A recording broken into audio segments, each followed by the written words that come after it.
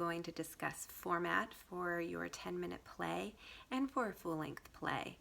And you'll mostly be hearing my voiceover as we look at some slides, because I think hearing and seeing it are going to help you. But also be aware that in course resources, I have two documents for format.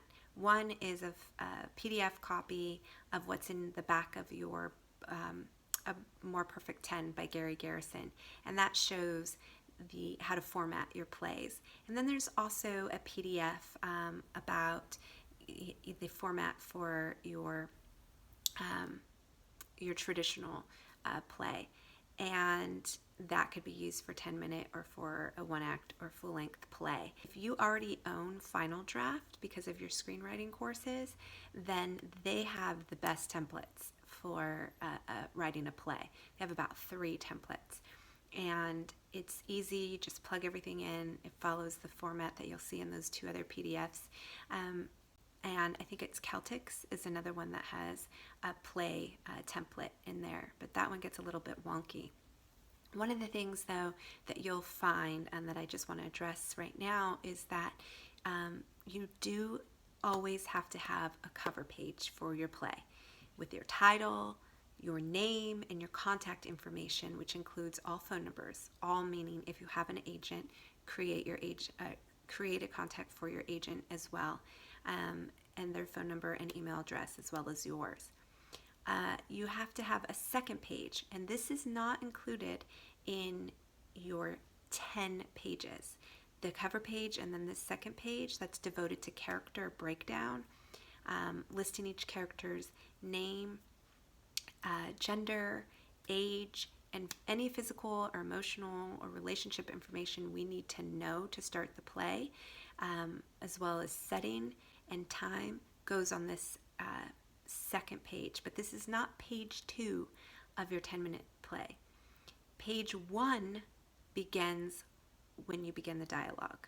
Okay, so the cover page and this, you could call it character setting page, are not part of those 10 pages that you'll be writing.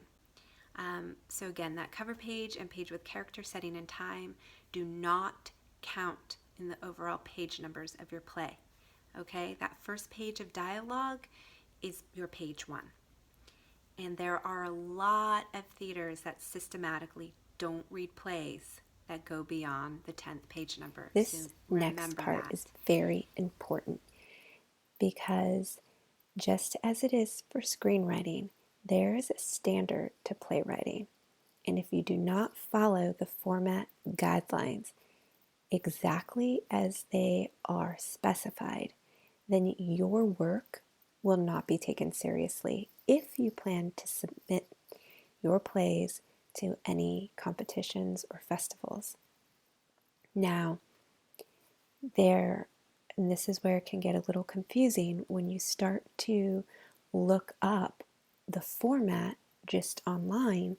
There's a lot out there, but I've narrowed it down for you. So please pay attention to this, and please also look in Blackboard course resources in the format guidelines folder.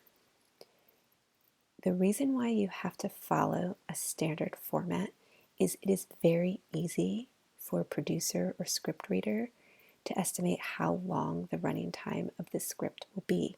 If you are submitting to a 10-minute play festival, as I have said and I will continue to repeat, your script must be 10 pages of dialogue, which equals 10 minutes. If you go past that, you could be disqualified. The other thing about having a standard format is it optimizes all the separate elements of the script and makes it so easy to read and comprehend, from character names, dialogue, stage directions, page numbering. And the standard format immediately tells a producer or scriptreader that the playwright knows something about submitting plays. How good could the play be if the playwright doesn't even know the basics of formatting? That's what they'll ask. It's unfair, yes, but the way your script looks is the first impression you make. And as I said, it's the same exact thing for screenwriting. So you have to take the format very seriously, and I will be grading hard when it comes to format because I am giving you the guidelines. Now, I am not going to go over every single page of the format guidelines that I've provided for you in course resources.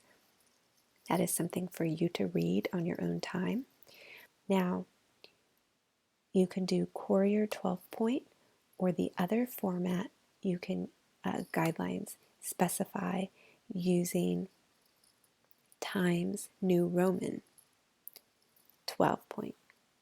So either 12 point Times New Roman or 12 point Courier. 12 point Courier, I believe, is more traditional, and the Times New Roman is more modern. So if you're looking at the templates in Final Draft, if you choose modern or traditional, either is fine.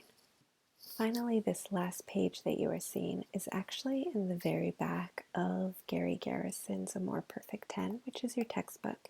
If you flip all the way to the last 3 pages, he gives you a sample title page. He gives you the traditional play format, and as you see, I was correct, it is 12 point Career New for traditional. And then when you flip to the very, very last page, you'll see modern play format, which is in 12 point New Times Roman.